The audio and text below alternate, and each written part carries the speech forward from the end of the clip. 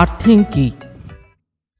অনাকাঙ্ক্ষিত বিদ্যুৎ থেকে বৈদ্যুতিক যন্ত্রপাতি, সরঞ্জাম ও মানুষকে রক্ষা করার জন্য বৈদ্যুতিক যন্ত্রপাতির মেটাল বা বহিরাবরণ থেকে কারেন্টকে কোনো পরিবাহী দ্বারা মাটিতে প্রেরণ করার ব্যবস্থাকে আর্থিং বলে।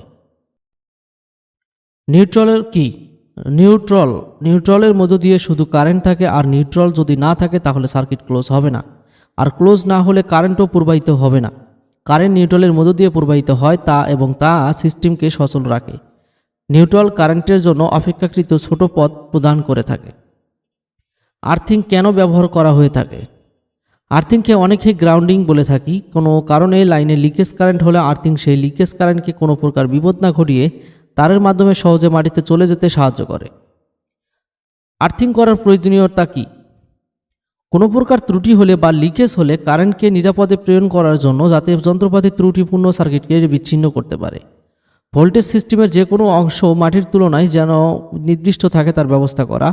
ত্রুটি বা সিস্টেম সমস্যার কারণে যন্ত্রপাতির ভোল্টেজ যেন মাটির তুলনায় বিপজ্জনক পর্যায়ে না যায় তা নিশ্চিত করা।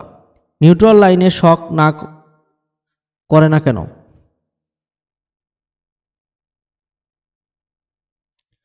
অনেকের মাঝে প্রশ্ন থাকে যে নিউট্রাল লাইনে দিয়ে যদি বৈদ্যুতিক কারেন্ট ফেরত যায় তাহলে কারেন্ট শক করে না কেন?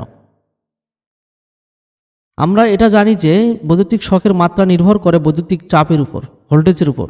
তাহলে যেহেতু নিউট্রাল লাইনের ভোল্টেজ শূন্য এবং নিউট্রালকে বেশিরভাগ ক্ষেত্রে আর্থের সাথে গ্রাউন্ডিং করা হয়ে থাকে, তাই এতে কোনো বৈদ্যুতিক চাপ না থাকায় আমাদের শক লাগে না। এই কাজটি কখনো করা যাবে না, কারণ সিস্টেমে অনেক সময় ত্রুটি থাকার কারণে লাইনে ফল্ট কারেন্টের ভিতর দিয়ে কিছু লিকেজ ভোল্টেজ প্রবাহিত হতে পারে।